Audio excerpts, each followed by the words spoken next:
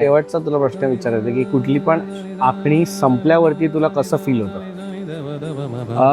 मी खरं सांगू का, प्रत्येक मूर्ती जेव्हा माझ्या समोर येते, आणि मी हे आधी पण बोललो की मला या कामात खूप प्रामाणिक असावं लागतं, कारण प्रत्येक वेळेला जेव्हा तो डोळे उघडतो तो पहिल्यांदा मला बघतो. तर ती फिलिंग खूप वेगळी आहे. मी असं फील करतो की तो मला पहिल्यांदा बघतोय, आणि प्रत्येक वेळेला जेव्हा मी त्याचे डोळे किंवा आखणी संपन्न होते, जेव्हा मी पूर्ण करतो, तर असं वाटतं मी त्याला पुन्हा एकदा नव्याने भेटतोय.